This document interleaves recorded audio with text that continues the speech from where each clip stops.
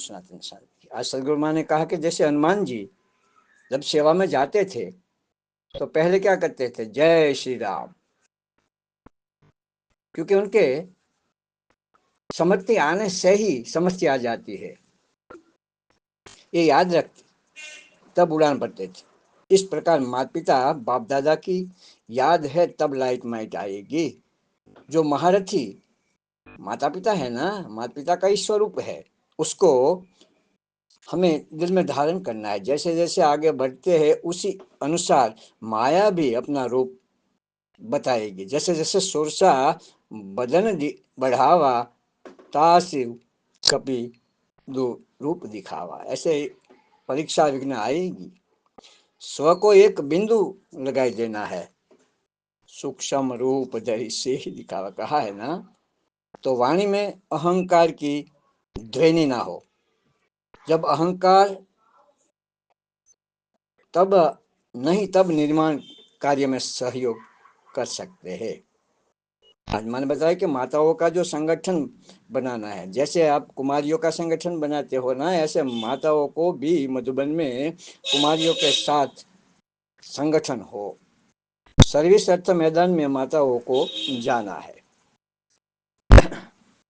नदी बन के जाना है ना। सभी को कहाँ लेकर आना है, सागर में सबको लेकर समाना है। जैसे नदी सागर में से कनेक्टेड है, ऐसे सदा याद रहे, जो कर्म हम करेंगे तो हमको देख और भी करेंगे। आप आदि में हो, बीच में हो और अंत में भी हो। सनातनी जो परिवार है छोटा सा, ये पूरे ड्रामा में साथ हो। अब तो ज्वाला रूप होना चाहिए। आपकी यादगार ही ज्वाला देवी का मंदिर भी है ना, अभी ऐसी ज्वाला रूप वाली हो। ऐसे ज्वाला रूप किसका है, भारत माता का है ना। तो माताओं को जो ज्वाला रूप धारण करेंगे, किसके सामने, जो ईमानदार नहीं है, न वफादारी निभाते हैं, न आज्ञा पर चलते हैं, उनके सामने ये रूप बताना है। नहीं शीतला का नूरे रत्नों को बाप दादा ढेर सारा याद कर देते हैं। शिव शक्ति पांडव गवर्नमेंट को ढेर सारी याद दिलाई है।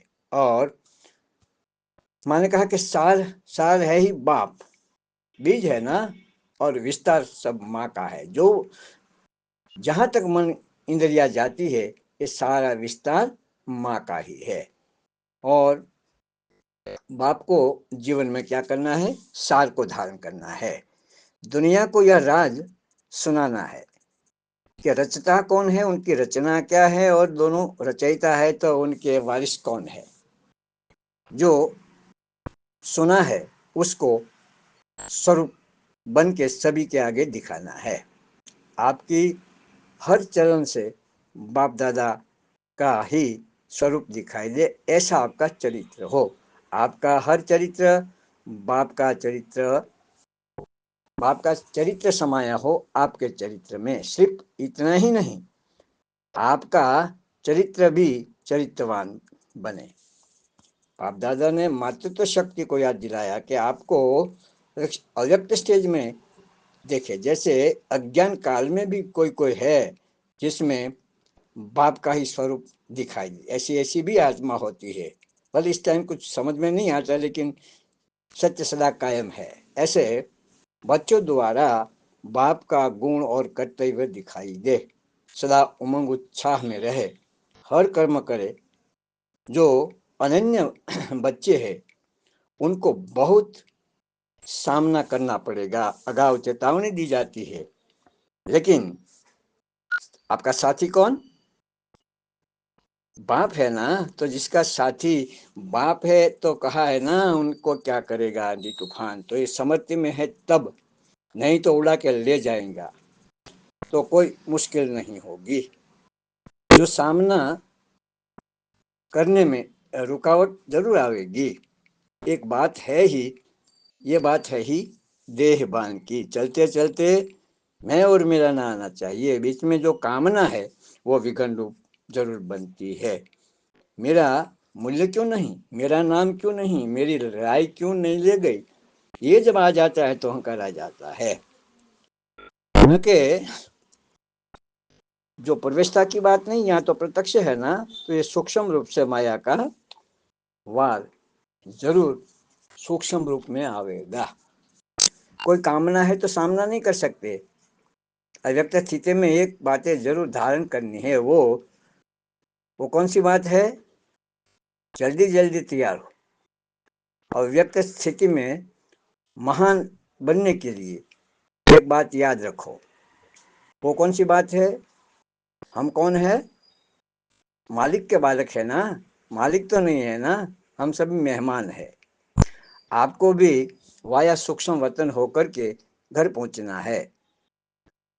मेहमान समझने से हल्के हो जाएंगे। उसमें भी मेहमान मेहमान समझना, जो मेहमान की जगह क्या महिमा में अगर आ गए तो उसमें फंस जाएंगे। इसलिए कहा दोनों शब्द में थोड़ा सा अंतर है, मेहमान और महिमा।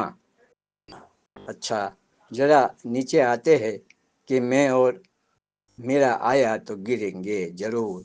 जीवम सनातन शांति वंदे मातरम। भारत माता की सदा जय।